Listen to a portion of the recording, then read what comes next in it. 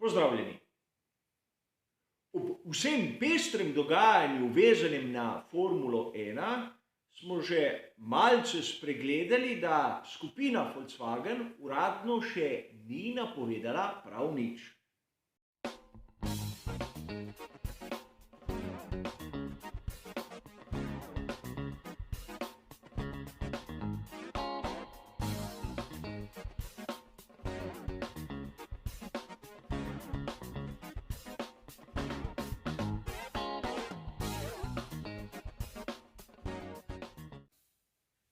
V preteklih mesecih smo lahko v takšnih in drugačnih virih brali različne zgodbe o tem, kako se pri skupini Volkswagen pripravljajo na vstop v svet Formule 1. Kar dosti vemo o navezavi Porscha k Red Bullu. Brali smo tudi razne zgodbe, kako Audi skuša kupiti celo ekipo in tako postati kompletni konstruktor. Ampak tiste uradne izjave, da ena, druga ali obe znamki vstopata v Formulo 1, še danes ni. Če se spomnite, najprej je bilo nekako rečeno, da bo ta izjava podana okrog velike nagrade Avstrije, a na koncu ni bilo nič. Na to smo seveda čakali in še danes glavni odgovorni niso sprejeli tiste uradne dokončne odločitve. 2. avgusta je bil eden izmed datumov, ko naj bi pri FIA dokončno sprejeli pravila, kar je tisti zadnji pogoj, ki so ga pri Volkswagenu postavili. A ta sestanek je bil prestavljen na 8. In ker smo sredi poletnega premora, bomo lahko na uradno objavo te namere, da bo skupina Volkswagen vstopila, čakali seveda do zgodnje jeseni. Konec koncev, treba je zadevo pogledati malce globlje.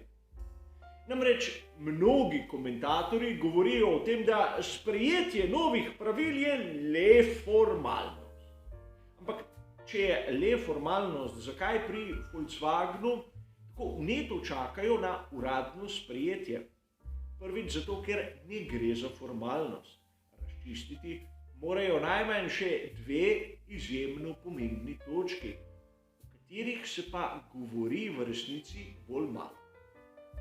Najprej je treba določiti omejitev, vsaj kar se tiče novih dobaviteljev, glede testiranja pogonskih sklopov. In seveda, tako Porsche kot Audi, ker vstopata v svet Formule 1, nimata tistih izkušenj, ki jih ima na primer Renault, ki jih ima Ferrari in seveda Mercedes.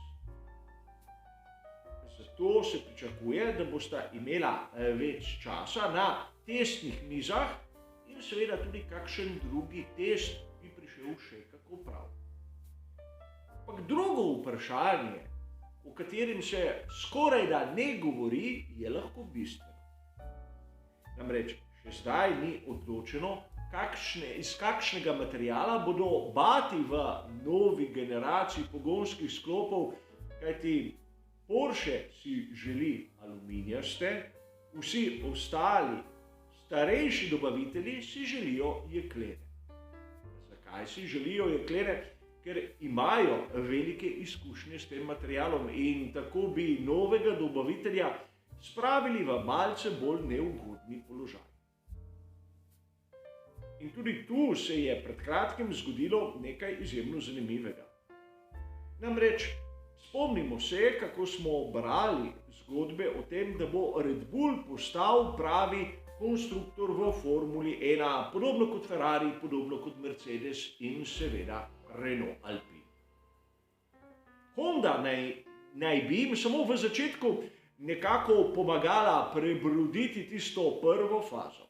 Ampak sedaj so podpisali pogodbo, da bodo sodelovanje podaljšali do konca sezone 2025. Torej Red Bull Powertrains ne bo postal sčasoma pravi izdelovalec raznih komponent, seveda pogonskih sklopov. Bo le neka vmesna postaja, kjer bodo deli iz Sakure prišli v Milton Keynes, tam bili sestavljeni in seveda vgrajeni v bolide. Zanimivo je, koliko stvari smo naprimer izvedeli neuradno o nameri Porscha, da bo vstopil v lastništvo določenih podjetij Red Bulla, ampak po drugi strani tista prava dokončna odločitev o bilo kakšnem vstopu še ni bila sprejeta.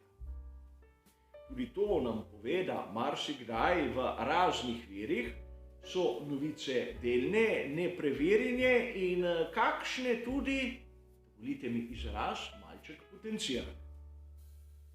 Namreč, če gre samo za formalnost, kot marsikdo trdi, zakaj še danes, nimamo tiste izjave, da Porsche in Audi vstopata.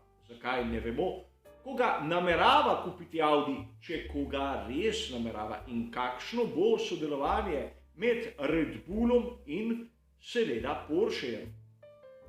Naprimer, meni osebno se zdi izjemno čudno, da bo Porsche kupil delež v Red Bullu, nekateri pravijo celo v ekipi Formule 1, Alfa Tauri bo pa ostala v kompletni lasti Red Bulla.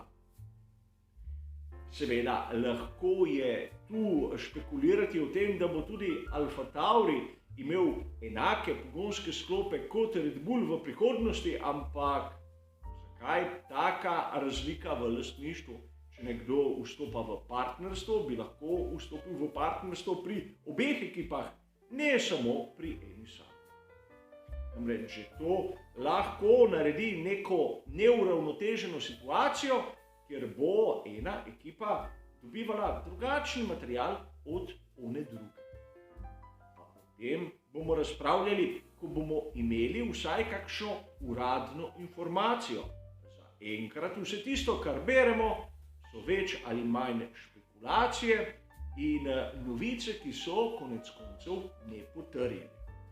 A to je svet Formule 1, kjer mnogi mislijo, da je kakšenkrat treba novico objaviti pred drugimi. Čeprav lahko vidimo, da tista hitra objava se kdaj pa kdaj lahko tudi izkaže za neprimerno. Danes za ta krajši prispevek bo to vse. Hvala za vašo pozornost ter seveda nasvidenje.